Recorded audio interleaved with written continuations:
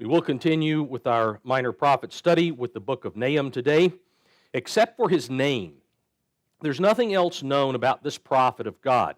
His name means full of comfort or consolation, meanings which have great significance when the focus of this prophetic material is correctly understood. Because it can be correctly understood or it can be incorrectly understood, as most of the commentaries have it. The approximate period when God delivered this prophecy to Nahum was probably sometime between 650 and 630 BC, sometime in that time frame. This is based on the details of the overthrow of the Egyptian city of Thebes, which is contained within this prophecy, certain things that are said. This places Nahum, as far as in the sequence of prophets, sometime after Isaiah and all of the other prophets that we have thus far covered within the minor prophets division. He was likely a contemporary of the prophets Habakkuk and Zephaniah. In at least a historical sense, Nahum is a sequel to the book of Jonah that we covered earlier, because Nahum tells us ultimately what happened to the city of Nineveh.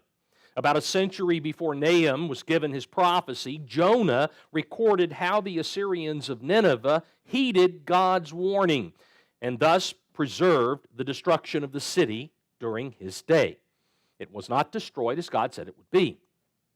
Nahum follows that up by revealing, due to the Assyrians' decision to go back to their old sins of going out and conquering peoples that, frankly, they had no business conquering, God decreed that the Assyrian Empire would be destroyed.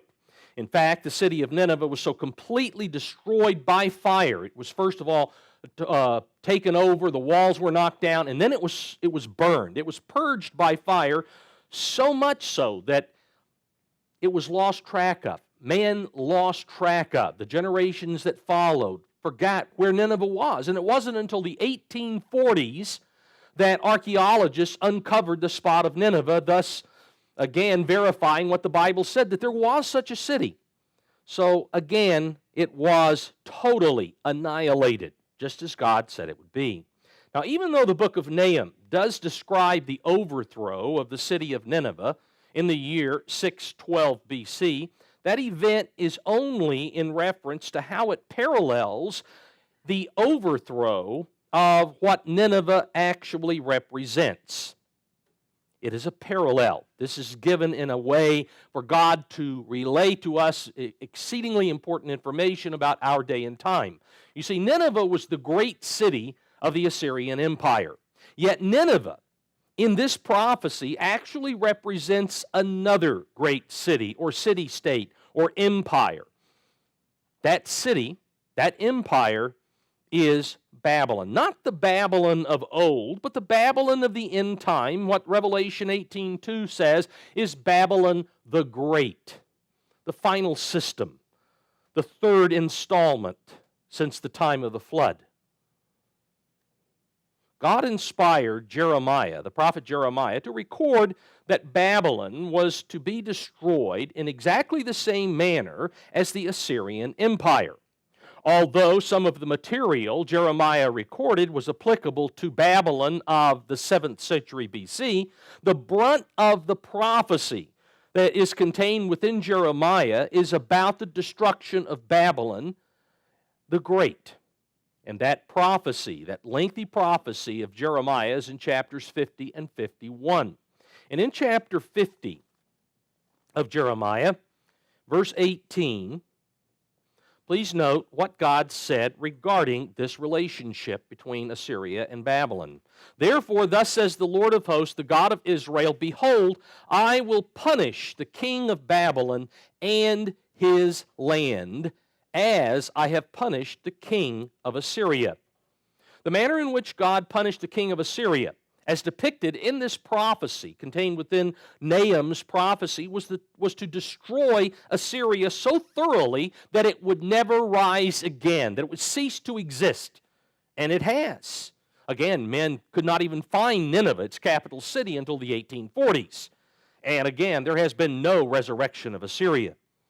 When God is finished with Babylon the Great, neither will it ever rise again. It will be extinguished. The system, The system will be annihilated, never to ever draw breath again. The ultimate outcome of its destruction will be extremely comforting to all peoples and nations. There will be comfort in knowing that the sinful system of Babylon will never again be allowed to exist. And so, again, Nahum means comfort, full of comfort. In this book, though it talks about horrible destruction, is very comforting when we understand what this is all about. All right, then let's go to Nahum chapter 1, and beginning in verse 1. The New King James has the burden against Nineveh. The Tanakh translates this the pronouncement against Nineveh. The book of the vision of Nahum the Ekelshite. The Hebrew translated burden in the New King James literally means lifting up. So the Hebrew word means lifting up. Hence, the Tanakh attributes the lifting up to the lifting up of the voice. And so it's pronouncement. The pronouncement against Nineveh. Or we can say the pronouncement against Babylon and Babylon the Great. Unlike Micah's prophecies that we covered in our last series, which came on at least 3 different occasions over many years. Remember, Micah was divided into 3 specific sections. Clearly, the term here, the vision, the book of the vision, indicates that this book is composed of one complete prophecy. And it was imparted to Nahum by God all at the same time. So this was done in one setting, if you will. Now, it mentions Nahum the Elkoshite, and as far as Elkosh, it is unknown where Elkosh, we're assuming that that is a city where it was located, and it's irrelevant as far as the study of this material. Now, verse 2, the Tanakh translates, "The Lord is a passionate, avenging God." The New King James has jealous instead of passionate. The Lord is a jealous God. Well, passionate is better in keeping with the Hebrew. The Lord is a passionate, avenging God. The Lord is vengeful and fierce in wrath. The Lord takes vengeance on His enemies. He rages against His foes. You see, God is zealously protective of His law. That's why He's so passionate. He is zealously protective of that law, and He is strongly committed to justice, and justice is abiding by that law. He emphasized those points at the time of speaking the 10 Commandments to Israel back in Exodus chapter 20. Let's notice this, Exodus 20 and verse 5. Here, God is explaining to Israel about idolatry, and He says, "You shall not bow down to them nor serve them," that is, these idols you construct, "for I, the Lord your God, am a jealous God." He's a passionate God, but He's jealous in this sense. He is protective, visiting the iniquity of the fathers on the children to the 3rd and 4th generations of those who hate me, but showing mercy to thousands of those who love me and keep my commandments. So God is extremely passionate about law and justice. The manner in which God fulfills these passions is by punishing those who disobey, visiting the iniquity of the fathers to this 3rd and 4th generation, because those sins are passed down from generation to generation. And again, God punishes those who disobey His law through the outpouring of His wrath. This verse is foundational for the following prophecy. It establishes that the reason God will unleash His wrath on Babylon the Great and upon all nations at the close of the age is based on the passion that He has for His law, which has been totally trampled upon throughout man's history. Verse 3, Tanakh goes on, "The Lord is slow to anger and of great forbearance," or great in power, the New King James has, "but the Lord does not remit all punishment." Or the New International better says, "He will not leave the guilty unpunished." Although God is zealously passionate about the need for His law to be kept, He is also exceedingly patient with those who fail to obey that law. It's very, very patient, and we can be thankful for that He has so much patience with us and so much patience with this world. God does not immediately exercise His great power to destroy the disobedient, but He gives them time to experience the repercussions of their failure to obey. And He's given mankind 6,000 years to understand. There are penalties to be paid when the law is broken. And man has certainly got himself into a quagmire today because he hasn't learned, but he is suffering the repercussions. However, for the unrepentant, for those who are not brought to the understanding of truth, who will not repent of what they've done, there will be a day of reckoning when God's passion for the justice defined by His law is unleashed on this world. And it's called the day of the Lord. Verse 3 goes on, He travels, or the New King James has, the Lord has His way in whirlwind and storm, and clouds are the dust on His feet. Since God has complete control over the physical creation and all the power that's within that realm, God is supreme over all powers. Doesn't matter what. Paul goes through and mentions that He's above all power, all the principalities, etc., etc. Because of that, there is no place where the disobedient can go and escape the wrath of God. When it's time for God to unleash His wrath, no one can go in hiding and somehow escape the outcome of His wrath. Verse 4, New King James has, He rebukes the sea and makes it dry, and dries up all the rivers. Bashan and Carmel wither, and the flower of Lebanon wilts. Now this verse begins describing various events that will be included in the wrath of God, the wrath that He pours out on the earth at the time of the end, the time of the day of the Lord. This begins that time. The wilting of vegetation and the evaporation of waters in rivers and small seas could be attributed to several end-time prophecies. We go back to the book of Revelation, we find numerous prophecies about the reason why vegetation would wilt and why water would evaporate. First of all, we're told that the two witnesses, back in Revelation 11, verse 6, the two witnesses will have power to announce the withholding of rain during their 3.5 years commission. Now, it's exactly like Elijah. Elijah said, and 3.5 years later, water came. Well, their entire period of witnessing is 3.5 years. So the first action of the two witnesses is to pronounce a withholding of rain. Now, does that mean just in the area of the land of Israel? Is this all through the empire of the beast and Babylon the Great? We're not told. But they do announce a withholding of rain. And obviously, he's talking here about Bashan and Carmel and Lebanon. That's Eastern Mediterranean. So if it is the two witnesses' pronouncement that causes this, then that would occur at the beginning of the final 3.5 years. However, we also read about conditions of wilting and the drying up, the evaporation of waters, through the fourth bowl plague. Because in the fourth bowl plague, we have an intensification of the heat of the sun, which obviously will not only scorch the earth, but will cause evaporation of incredible amounts of water. That's found in Revelation 16, verse 8. And then we are told in Revelation 16:12 that part of the repercussion of the sixth bowl plague is the Euphrates River will be dried up. And if the Euphrates is dried up, which is a significant river, other rivers would be dried up as well. That would seem logical. So, verse 4 is telling us, it's introducing us to the beginning of what God's wrath will be upon the unrepentant.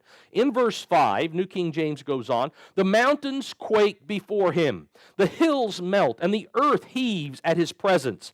Yes, the world and all who dwell in it. Now, this passage could be taken metaphorically by connecting the powerful nations to mountains and the lesser nations today to the hills. And this is describing their melting, their quaking. This could be metaphorically describing their fearful reaction to the wrath of God as it's poured out. However, this particular passage can also be understood literally and connected to several end-time events. Volcanic activity causes mountains to quake, and lava flows describe the melting of hills. I mean, these are picturesque descriptions. A great earthquake accompanies the heavenly signs at the time of the sixth seal. When the sixth seal is opened, back in Revelation chapter 6, verses 12 and 13, there'll be a great earthquake that begins the whole stage. A great earthquake later on in Revelation 11, verse 13, we are told, will destroy 1/10 of the city of Jerusalem. So there's a great earthquake. That's again at the seventh trump. And then we have in Revelation 16, about verse 17, there is the most violent earthquake since before Adam that will shake the earth at the time of the seventh bowl plague. It says there's never one like it since man was on the earth. That's how great that earthquake will be. And that could be probably as the same one that splits the Mount of Olives when Jesus Christ stands on it after, of course, destroying the armies that are there in the valley of Jezreel. Because Zechariah 14:4 talks about the Mount of Olives splitting in two.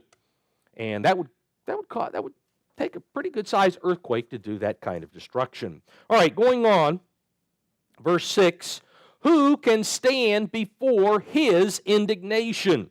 And who can endure the fierceness or the burning, other translations have, of his anger? Clearly, none of God's enemies who refuse to repent can survive the wrath of God that will be unleashed during the day of the Lord. They're not going to be able to survive it. There's no place to hide. Who can stand? Well, not his enemies. This is almost the same question that's posed at the time of the events of the sixth seal back in Revelation chapter 6, verse 17, because it says there that the kings of the earth, their people, every classification of man hides and tells the mountains, fall on us, hide us from the face of the wrath of the Lamb, because the great day of his wrath has come. And who will be able to stand? That question is asked. Who will be able to stand? Not the enemies of God. We'll find that out right here in verse 6 of Nahum chapter 1. Going on in verse 6, his fury is poured out like fire, and the rocks are thrown down by him. Now, this passage could be describing the rocks of ice that are used in the seventh bowl plague, because you can't find, other than giant like mountains falling into the sea, you don't find anything of rocks being thrown down. But you find in the seventh bowl plague that God throws hail down upon the earth. A great hail comes down, and every stone weighs over 100 pounds each. And so this could be referring to some of the latter events of the day of the Lord. Verse 7, the Lord is good, a stronghold. The Revised English Bible has a sure protection in the day of trouble. The day of trouble, the time of Jacob's trouble, is the time of the day of the Lord. It's the time of the outpouring of the wrath of God. So the Lord is good, a stronghold, sure protection in the day of trouble. And he knows, the New Revised Standard has, he protects those who trust in him, or Tanakh says, who seek refuge in him. So unlike the enemies of God, who cannot stand before his indignation in verse 6, there are those who can survive his wrath. In fact, in Isaiah chapter 33, we are told exactly who can survive. Isaiah 33 and verse 14. Here we read, the sinners in Zion are afraid. Fearfulness has seized the hypocrites. Who among us shall dwell with the devouring fire? Who among us? This is talking about the time of the day of the Lord. That's the context. Go back and put it in context later. Who among us shall dwell with everlasting burnings? Verse 15, he goes on to say, I'll read this from the New International, a little clearer.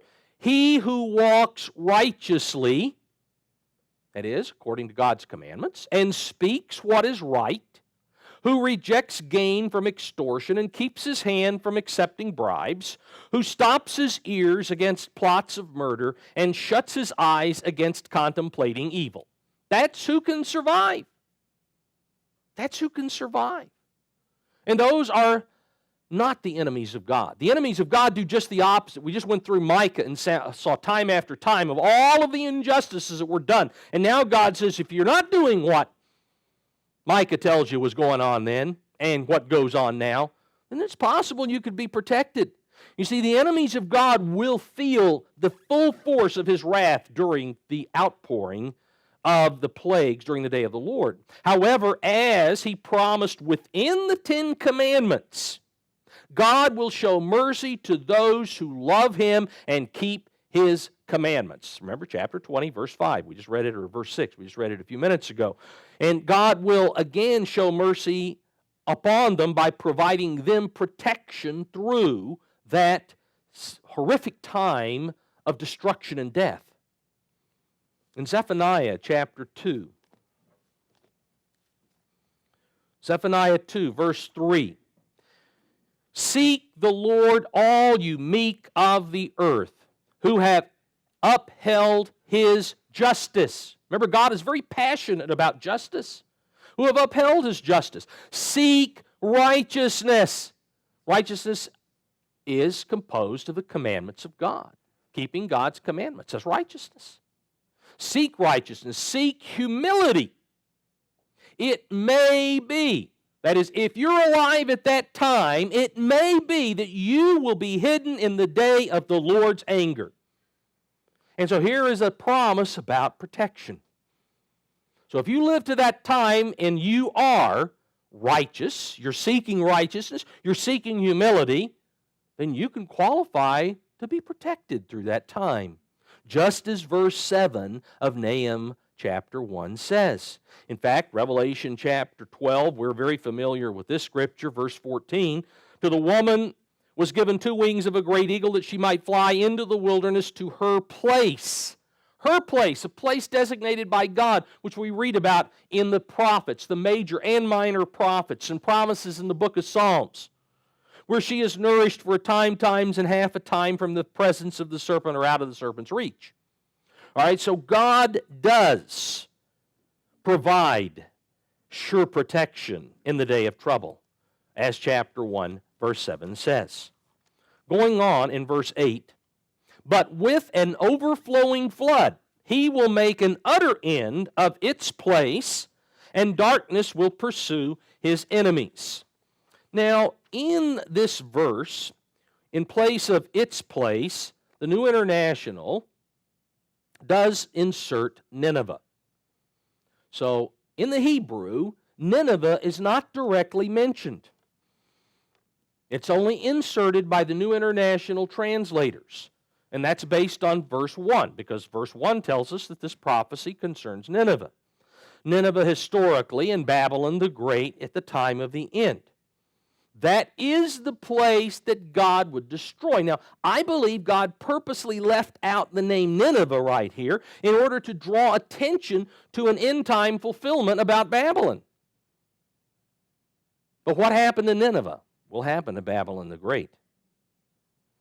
Now, it says here, talks here about with an overflowing flood. Now, an overflowing flood represents a massive army.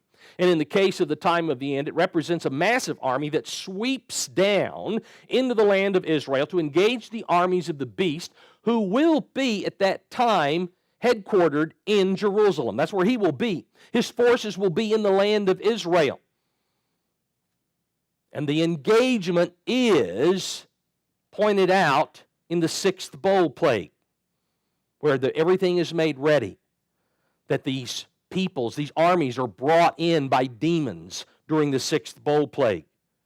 Now, it also says here that darkness will pursue his enemies. Now, this darkness that pursues God's enemies can refer both to death, the darkness of death, but it can also refer to the events of the 5th bowl plague, mentioned in Revelation chapter 16, verses 10 and 11, where we are told that the kingdom of the beast will be full of darkness when this 5th bowl is poured out.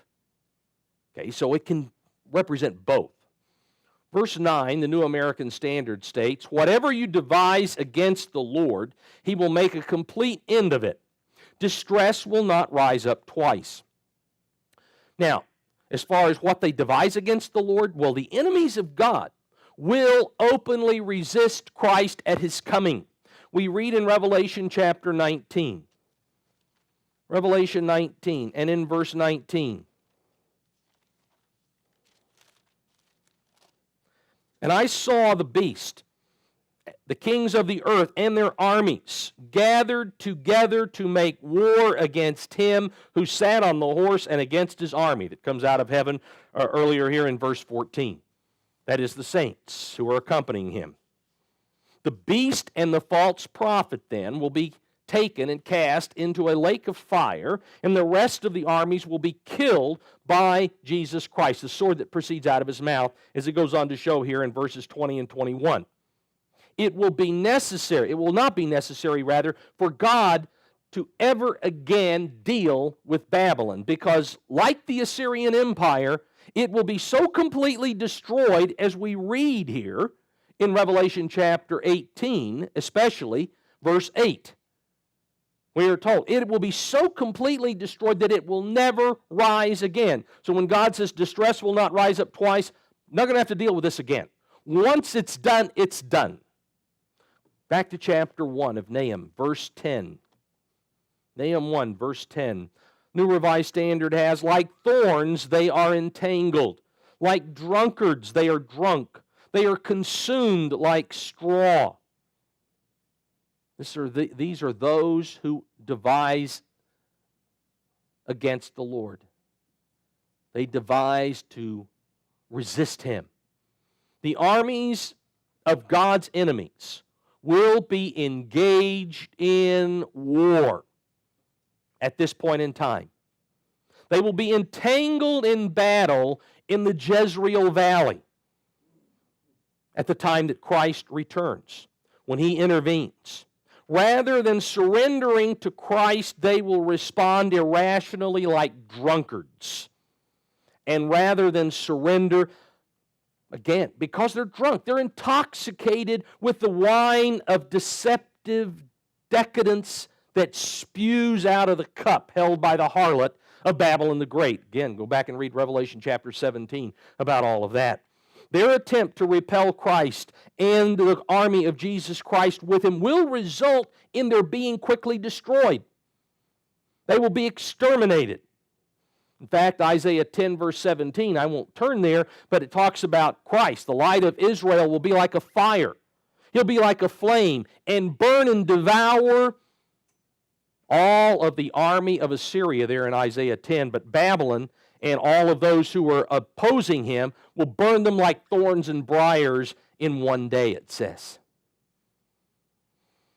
Going on, verse 11, the New King James, "From you comes forth one who plots evil against the Lord, a wicked counselor," or one who counsels wickedness, the New Revised Standard has.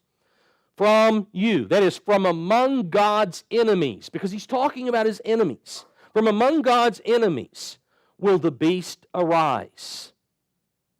In fact, his appearance is directly connected to the working of Satan back in 2 Thessalonians chapter 2. There you find that he comes. He comes by the working of the devil. Under the devil's influence, the beast will gain the support of 10 powerful rulers who receive their power at the time that the beast comes on the scene, according to Revelation 17, about verses 12 to 13. They receive power for 1 hour with the beast. That is for a short time. But they give all the power that they have, and they do have power. They give that. They surrender it to the beast. The beast will plot evil against God. And he will do that by claiming to be the Messiah. 2 Thessalonians 2, verse 4 says that he will sit as God sits in his temple. The beast will sit. That is, as supreme ruler. He will claim to be the Messiah. He will claim to be Jesus Christ. And so he is plotting evil against God. He will attempt to resist Christ when he comes Daniel chapter 8, verse 25 tells us he will challenge even the prince of princes, but he will be destroyed or broken by no human hand. He will be destroyed, cast into a lake of fire with the prophet we just saw earlier in Revelation chapter 19. Now, at this point, there is a break. Verses 12 and 13 are a parenthetical insertion emphasizing the soon coming end of God's estrangement from his people. Because his people, he and his people have been separated. Remember Hosea, at the very beginning of the minor prophets, Hosea writes about an estrangement between God and his people that will not be healed until the time of the end. Okay, and so that estrangement, we are brought back to that here. This fact indicates that the fulfillment of this prophecy is at the close of the age. For God to put this here about ending the estrangement. All right, verse 12, New American Standard. Thus says the Lord, though they are at full strength, and likewise many, even so they will be cut off and pass away. Though I have afflicted you, I will afflict you no longer. Now, the New International interjects here, though I've afflicted you, O Judah. And that is correct. He's talking about Judah. Could be talking about the whole world in one respect, but definitely Judah. The timing of this prophecy is during the time that the beast will have his throne of rulership in the land of Israel, specifically for him in the city of Jerusalem. Daniel chapter 11, verse 45 tells us that he will plant his tabernacle or his tent, his temporary dwelling in the land of Israel. And that will be at Jerusalem. And he does that prior to the unleashing of the trumpet plagues. Now, at this point, I mean, that's when this prophecy that God is talking about, just prior to the unleashing of the trumpet plagues, the beast is solidly in control of the land of Israel, ruling over the city of Jerusalem and all of his empire. At this point, God will have used Babylon the Great to punish his hypocritical people that he mentions back in Isaiah chapter 10. Verse 5, he would use the Assyrian to send the Assyrian, now end-time prophecy, the Babylonian, against his hypocritical people. And so he has done that. He has fulfilled that. Despite how bleak the situation will then look, as far as the Jews are concerned, Judah is told that the condition is about to end and it will never again be repeated. So that's the time frame of verses 12 and 13. Verse 13, For now I will break off his yoke from you, or from your neck, the New International has, and burst your bonds apart. Once the beast leaves Jerusalem to intercept the armies from the north, and we're told in Daniel chapter 11, verse 44, that he will do that. He'll hear of problems.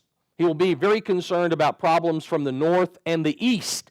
And he'll go out, that is, he'll leave the city, and he will go north in order to meet this great overflowing army that comes into the land of Israel. And so once he leaves Jerusalem to engage and intercept the armies of the north, the Jews will regain control of the city of Jerusalem. Then when Christ destroys the beast and all the armies in the Jezreel Valley that are engaged against the armies of the beast as well, all of Judah, both within and outside the land of Israel, will be set free. The yoke of bondage will be broken. They will at last be free. Isaiah chapter 10. Let's notice this. Isaiah 10, verse 25. New International states, very soon my anger against you will end, and my wrath will be directed to their destruction. That is, my anger against you, Judah, you, my people, Israel. It's going to end. And my wrath will be directed to their, that is the Assyrian, who represents Babylon the Great and the armies of the beast, their destruction. Skipping to verse 27, it shall come to pass in that day that his burden will be taken away from your shoulder and his yoke from your neck. And the yoke will be destroyed because of the anointing oil. That is, of the one that God has anointed. The Anointed One, the Messiah, Jesus Christ. He's going to take care of this problem. All right, again, chapter 1, verse 14. The Lord has given a command concerning you. Your name shall be perpetuated no longer. Now, this verse is returning to speaking about Babylon the Great. Verses 12 and 13 only are the parenthetical insertion. Now we're back into the flow of the enemies of God. The Lord has given a command concerning you. Your name shall be perpetuated no longer.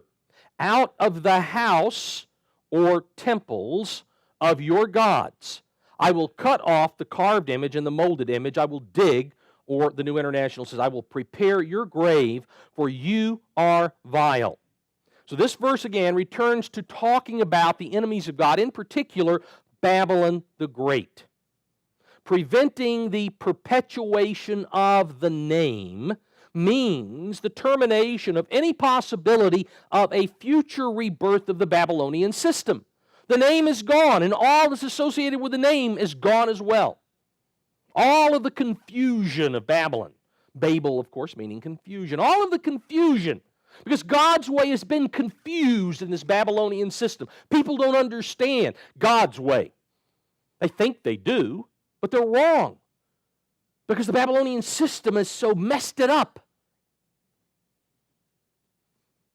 Isaiah 14 is a good cross-reference where it talks about the destruction of the idols, representing the obliteration of the false religious system that has permeated the Babylonian system since Nimrod. It talks there about God in Isaiah 14, about verses 22, 23, that He'll cut off from Babylon their name, that is the name of Babylon, the survivors of Babylon, all the offspring and descendants of Babylon. It'll all be destroyed. And so, again, God will allow that name to be perpetuated no longer. All right, verse 15 of Nahum 1. Behold, on the mountains, the feet of him who brings good tidings, or good news, who proclaims peace. O Judah, keep your appointed feasts, perform your vows. For the wicked one shall no more pass through you, or invade you, other translations have. He is utterly cut off.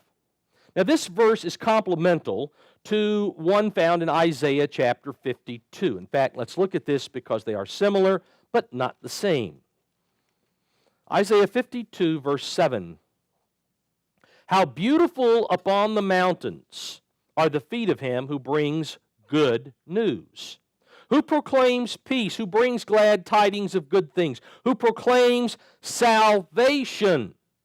Now, that's not in Nahum's account, who proclaims salvation. Who says to Zion, your God reigns. That's not found in Nahum's. So though they are very similar, at least the introductory part of these verses, they're not exactly the same. Both passages point to the time that Jesus Christ, the Prince of Peace, will become King of Kings. Both of them are pointing to that time. It is at that time, after he has destroyed all of the armies that have trespassed on his land, that he will stand on the Mount of Olives. Again, Zechariah 14:4. He'll stand on the Mount of Olives at that point. Then he will establish his place of rulership from the top of Mount Zion, according to Joel chapter 3, verse 17. So, behold, on the mountains, plural, both Mount Zion and the Mount of Olives, his feet will stand in order to proclaim these things. He will announce the end of all of the calamity and suffering that has been upon the world, and he will proclaim the beginning of a new day of salvation for all of those who survive the events of the day of the Lord and the outpouring of his wrath. There will be salvation offered. This is what Isaiah's account says, who proclaims salvation, says to Zion, your God reigns. During the time the beast is in control of the land of Israel, getting back to what it says in Nahum's account, O Judah, keep your appointed feasts, perform your vows. Right? During that time when the beast is in charge, when he is solidly planted in the land of Israel, and his armies are there to back him up. The festivals of God will not be allowed to be observed, at least correctly. Remember, Daniel talks about the Daniel 7:25, how this guy changes times and days and so forth and so on. And so it's likely that he will probably be pushing Christmas and Easter more than he'll be pushing unleavened bread. Okay, so that's kind of what he's talking about here. During that time when the beast is in control, devout Jews will make vows, just as they do today, promising obedience when the Messiah sets them free. When finally they're no longer under the yoke of the beast. God, we will do this and we will do that. Of course, Zechariah tells us about how they're going to finally witness and realize the one who was sacrificed on their behalf is none other than Jesus Christ. Okay, but they're going to make vows. And then they're told here to perform those vows. The good tidings that are mentioned include the announcement of the destruction of that yoke and the promise that that yoke will never again come upon the people of God, because the wicked one, Babylon, will never rise again. It will be exterminated. It will be gone. Now, that brings us to the close of chapter 1. The rest of Nahum's prophecy in chapters 2 and 3, most of it closely parallels much of Joel 2, Jeremiah 50:51, and Revelation 18. So those other chapters tie in very well with helping to explain these last two chapters of Nahum. And again, those chapters, just like these two chapters, describe the destruction of Babylon the Great, beginning with the sixth trumpet plague. All right, chapter 2, verse 1, New American Standard Translation. The one who scatters has come up against you. Man the fortress, watch the road, strengthen your back, summon all your strength. After punishing his people for their hypocrisy, as we saw in Isaiah chapter 10, verses 5 and 6, God has promised, He has promised He will punish the beast. He said that in Isaiah 10:12. He said, I'm going to punish the beast. That was a promise. The tool God has appointed to punish the beast, who will, again, at that time, have established His rule in the land of Israel. The tool God has appointed to punish the beast and punish his empire, Babylon the Great, is the massive coalition of armies that assemble north of the land of Israel in the vicinity of the Euphrates River, mentioned in Revelation chapter 9 and verse 16. There will be an army of 200 million horsemen. Horsemen mean those who move very swiftly. So this army is an army that's going to move very swiftly. 200 million, that's a massive army. That's just before we have nuclear weapons unleashed on the world and a third of mankind is destroyed. In Jeremiah chapter 50, Jeremiah talks about this people that come, just as Joel chapter 2 does. But Jeremiah 50, verse 41, Behold, a people shall come from the north, and a great army, and many kings shall be raised up from the ends of the earth. They shall hold the bow and the lance. They are cruel and shall not show mercy. Their voice shall roar like the sea. They shall ride on horses set in array like a man for the battle against you, O daughter of Babylon. That's Babylon the Great. That's end-time Babylon. Babylon's army, here in verse 1, it says, Man the fortress, watch the road, strengthen your back, summon all your strength. Babylon's armies here are sarcastically encouraged to do their very best to shore up their defenses for what is to come. Because what is to come is devastating. Yet no matter what preparations they make, there is nothing that they can do to prevent what God has already ordained will take place. Now, verse 2 is another parenthetical insertion.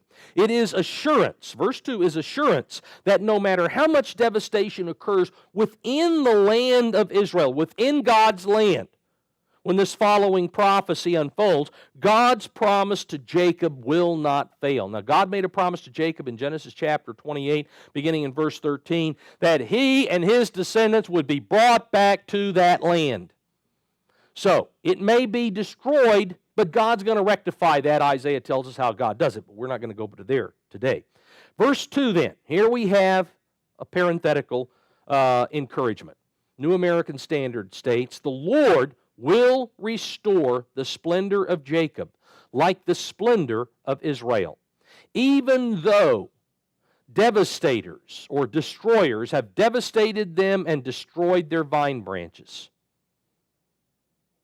This verse is part of the comfort contained within this message.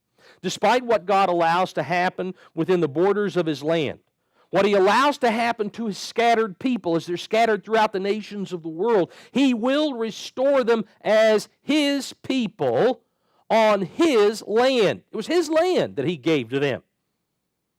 And He's going to restore them, just as He promised back in Hosea chapter 1. He will call them His children. You are Ami. You're my children. You're my people. Verse 3. New King James has, "The shields of His mighty men." Now we're back into, verse 2 was parenthetical. We're back to following verse 1. Because here comes the shatterer coming down against the beast. "The shields of His mighty men are made red." That is the mighty men of the shatterer, the armies from the north. "The shields of His mighty men are made red. The valiant men are in scarlet. The chariots come with flaming torches in the day of His preparation," or when He musters them, "and spears are brandished." Moffat goes on in verse 4, "His chariots tear through the open country and gallop across the broad spaces, flashing like torches, darting like lightning." Blood will begin to flow once the armies of the north clash with the armies of Babylon the Great in the land of Israel. The blood will begin to flow when these armies finally engage in the Jezreel Valley. Chariots, remember, were vehicles that carried warriors, or they were instruments of destruction. They caused extensive casualties. That's what chariots did. They put the sharp things on the spokes and on the axles of those chariots, and they would just go through and mow down infantry with those chariots. And so chariots were vehicles for war. They were vehicles for destruction. They were all manned then, but wouldn't necessarily have to be manned today. Again, chariots, it says here, with flaming torches. Chariots with flaming torches. Now, that could represent modern vehicles that either send out flames from barrels like tanks, or that have flames that propel them forward like missiles, like jet aircraft, helicopters with jet power, any of those things.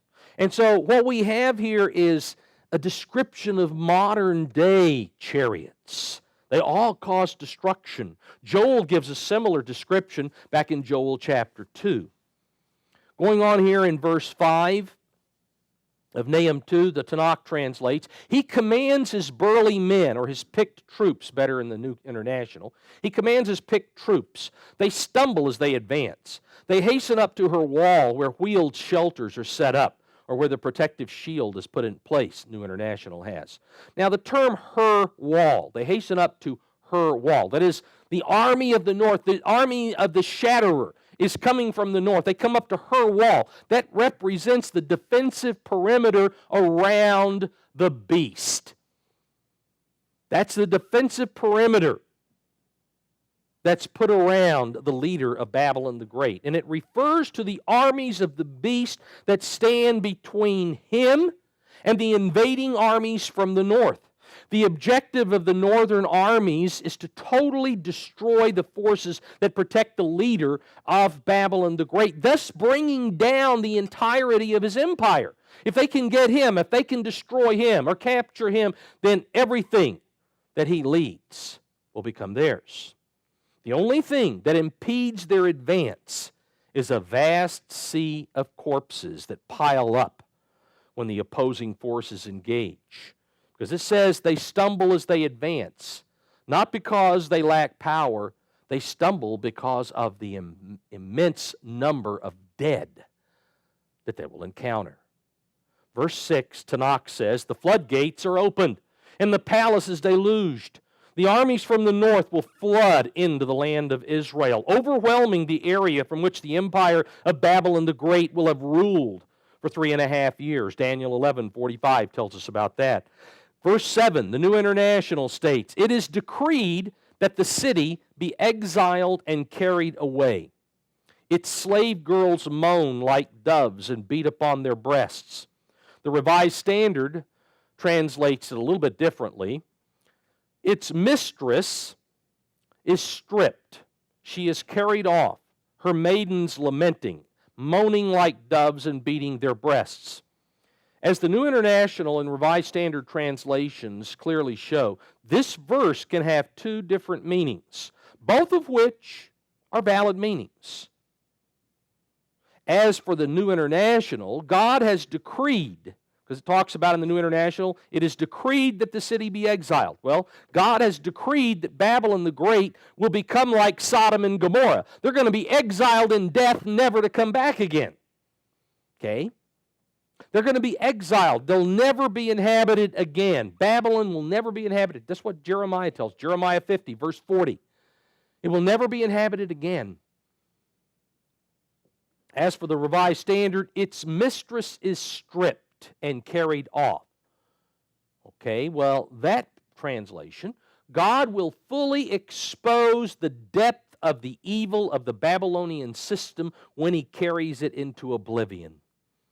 Isaiah 47, verses 1 through 5, explain that. I won't turn there now, but you can put it in your notes.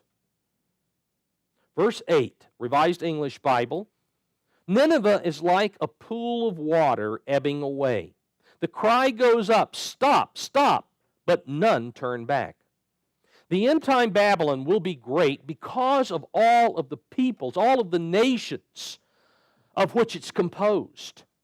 It's made up of vast numbers of peoples and nations that yield themselves to the power of the beast. They want to be part of that system.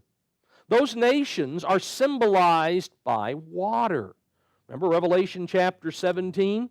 Revelation 17:15, God talks about the harlot that sits on the waters, and he goes on to explain in verse 15, those waters are nations, they're peoples, they're tongues,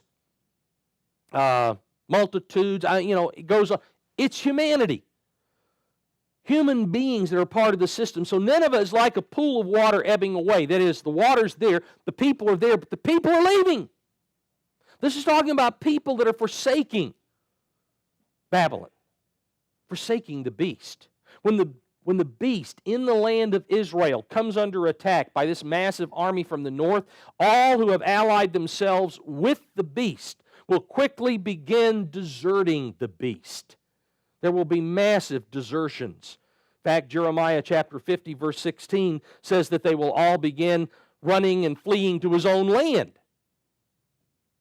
That's talking about those who are part of the Babylonian configuration. We'll come more to that a little bit more in a few minutes. Verse 9, the New Revised Standard has, "Plunder the silver, plunder the gold. There is no end of treasure, an abundance of every precious thing." Babylon the Great will have immense wealth.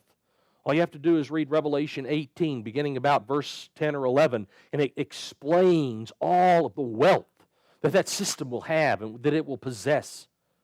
Verse 10, New King James, "She is empty, desolate, and waste.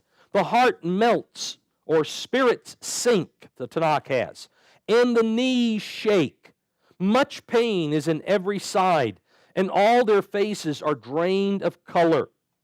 The arrogance of the beast and those under his sway will be destroyed, along with the material wealth accumulated by those who participate in the Babylonian system. It's all going to disappear because God says it's going to be tohu vabohu when the day of the Lord is over.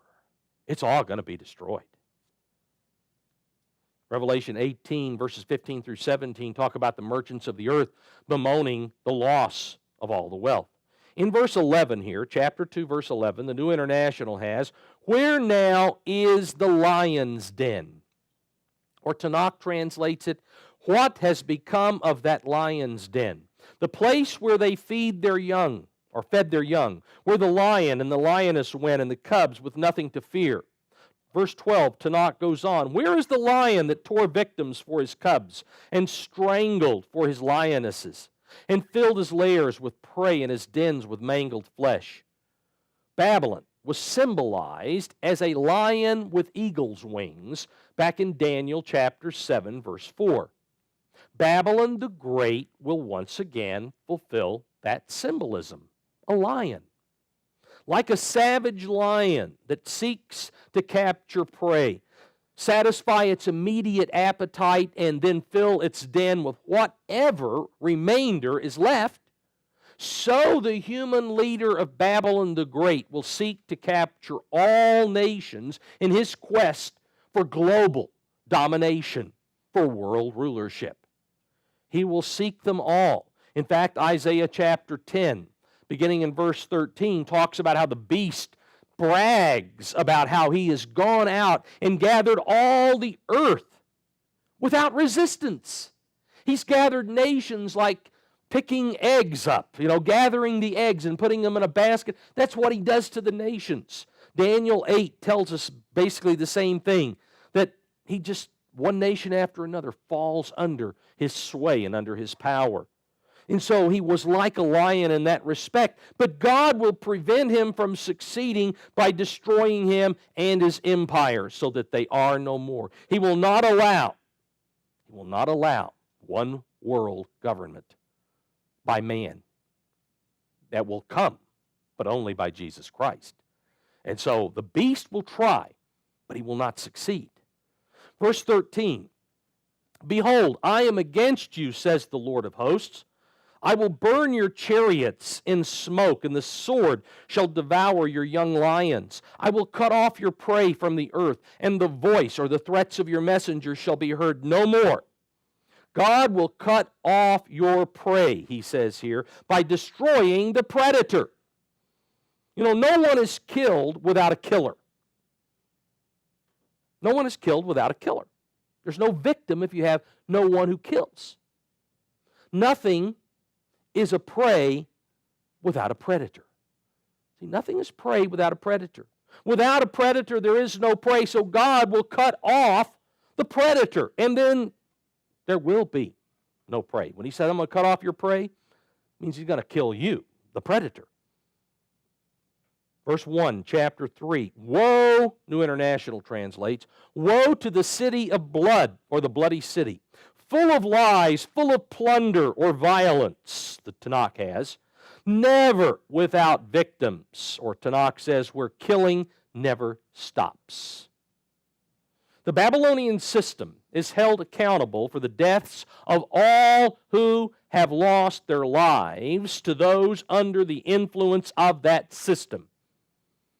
That includes those who have been killed because of their loyalty to God and to God's law, as well as to people who've been destroyed by others who have lusted after what that system offers to those who have drunk from its cup of deception. Because people, oh yes, we need this or we need that, and they covet. Nations go to war because they covet what another has. That's the Babylonian system. That's the Babylonian system. The world's deceived because all nations have drunk of the cup. All nations participate in the Babylonian system. And so God holds the Babylonian system guilty. They're accountable. Revelation 18:24 is just a quick reminder, is where God says that the blood of the saints and the prophets and of all of the slain on the earth was found in Babylon.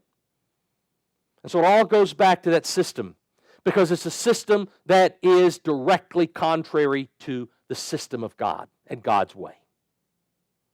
Verse 2, chapter 3, New International, the crack of whips, the clatter of wheels, galloping horses and jolting chariots, charging cavalry, flashing swords and glittering spears, many casualties, piles of dead, bodies without number, people stumbling over the corpses. This is a reiteration of the invasion of the land of Israel by the armies from the north in order to engage the armies of the beast. Verse 4, New King James, because of, or all because the New International has, all because of the multitude of harlotries. Why is this army coming down? Why all of this destruction? All because of the multitude of harlotries of the seductive harlot, the mistress of sorceries, who sells, the New Revised Standard has ensnare or enslaves, Tanakh has ensnared, nations through her harlotries, and families or peoples through her sorceries. The Babylonian system, like the harlot, attracts people by promoting immorality as desirable. Now, by immorality, I don't mean just sexual immorality. That's part of it. But immorality is anything that is against the law of God. And so this system promotes immorality.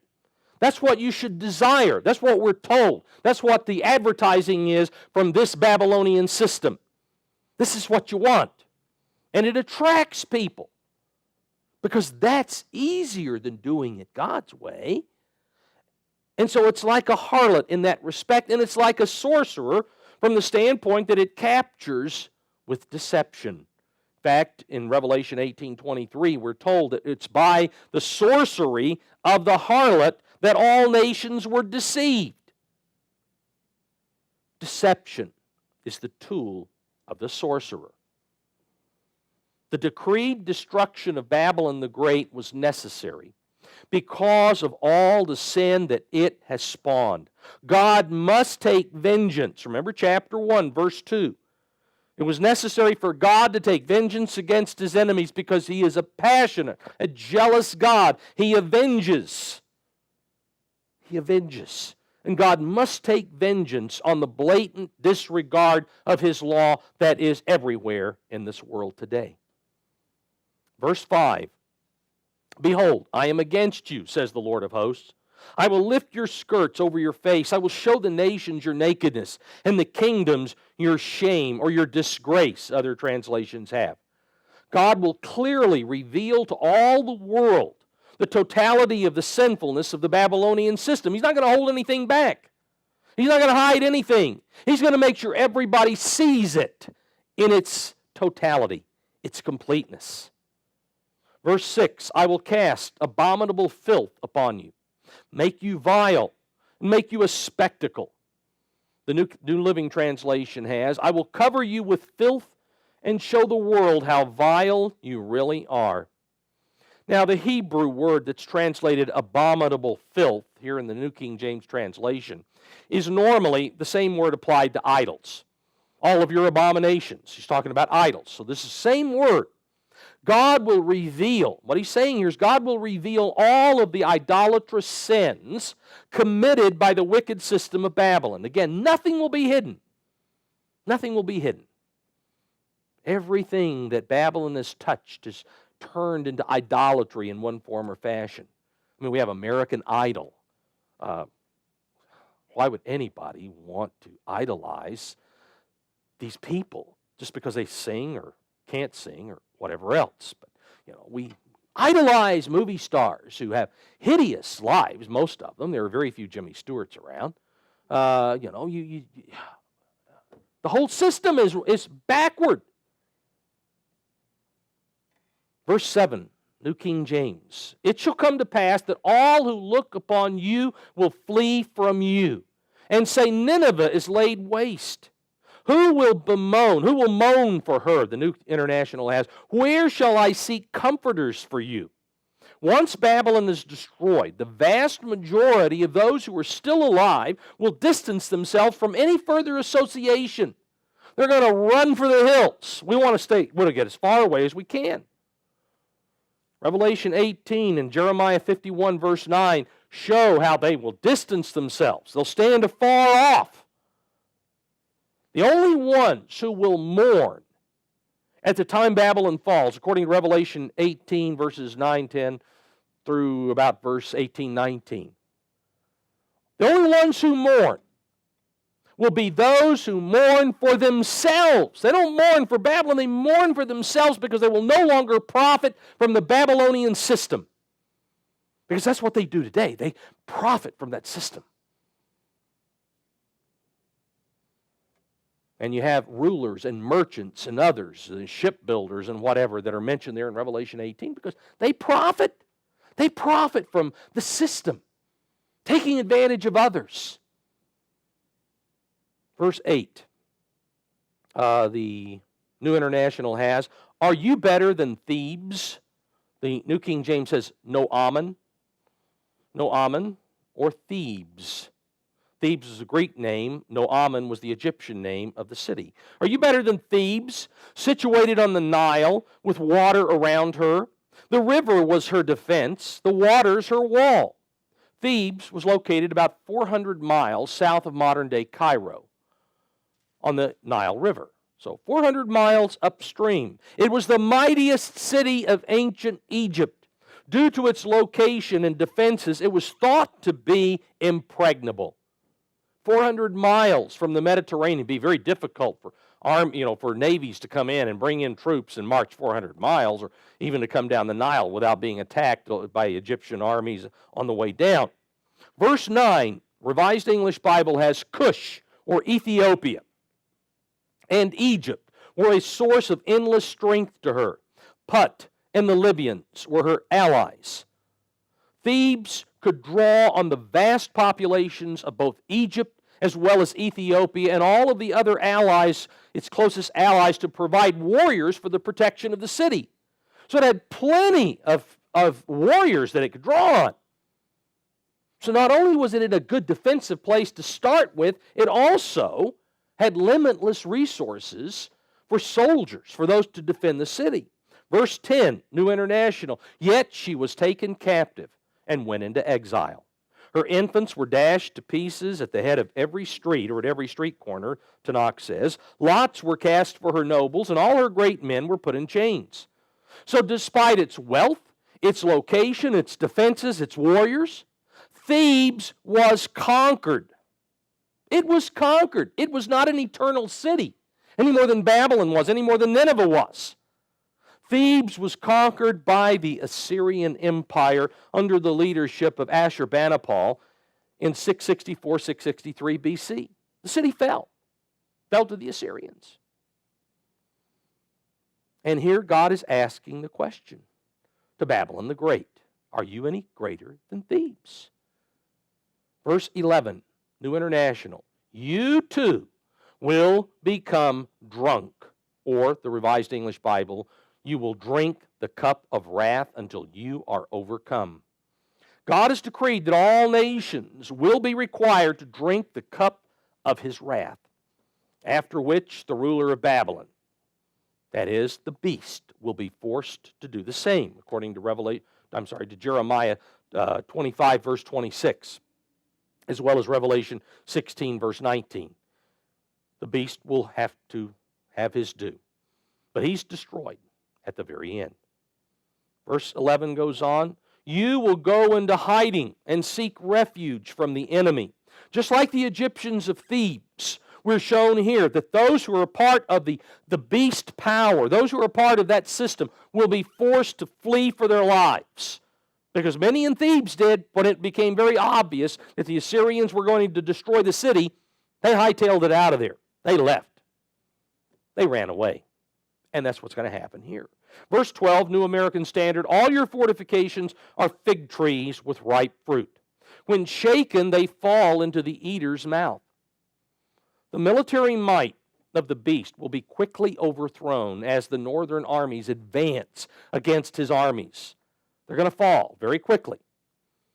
They're still going to be there, but they're going to fall to the northern armies. Verse 13, "Look at your troops," the New International has. "They are all women. The gates of your land are wide open to your enemies. Fire has consumed their bars." Due to the numbers of the invading armies from the north and the failure of the first lines of defense to slow the advance of that massive army, the army of the beast will lose heart.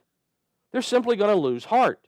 Jeremiah 51, verse 30, tells us basically that. Jeremiah 51, verse 30, New International, "Babylon's warriors have stopped fighting. They remain in their strongholds. Their strength is exhausted. They become like women. Their dwellings are set on fire. The bars of her gates are broken."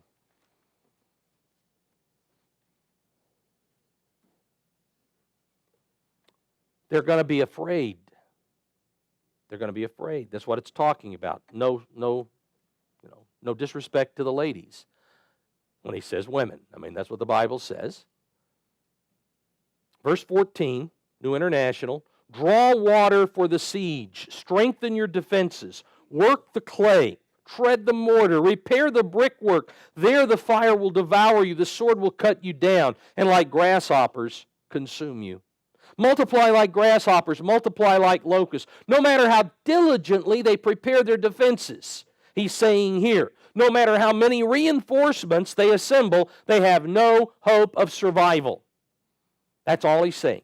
Verse 16, New International continues, you have increased the number of your merchants till they are more than the stars of the sky. But like locusts, they strip the land and then fly away. The economic prosperity of Babylon the Great will create vast numbers of merchants. Vast numbers, according to Revelation 18. Although those merchants will mourn the loss of their source of wealth when Babylon the Great falls, when it's destroyed, they will separate themselves from Babylon. They'll stand afar off. Oh, woe be to Babylon. But lots of merchants, according to the Bible. Verse 17, going on in the New International, your guards, or you're crowned, better crowned in the King James. King James says, your crowned are like locusts, or princes, the Revised Standard says. Your crowned or princes are like locusts. Your officials or captains are like swarms of locusts that settle in the walls on a cold day. But when the sun appears, they fly away and no one knows where. Like the merchants, national leaders, that's what he's talking about here, those who were associated with Babylon the Great. National leaders will mourn the loss of the powers and perks that they derive from their relationship with Babylon. They're going to mourn those. But they will quickly desert Babylon just like the merchants do, according to Revelation 18, verses 9 and 10. Verse 18, your shepherds slumber, or are sleeping, the New American Standard has, O king of Assyria. Your nobles rest in the dust, or Moffat better says, they slumber in death. Your people are scattered on the mountains, and no one gathers them. God will destroy all of the leadership of Babylon the Great. In Jeremiah 51, verse 57, Jeremiah 51:57, and I will make drunk her princes and wise men. Again, this is a prophecy about Babylon the Great in Jeremiah 51. I'll make drunk her princes, wise men, governors, deputies, and her mighty men, and they shall sleep a perpetual sleep, and not awake, says the King, whose name is the Lord of hosts.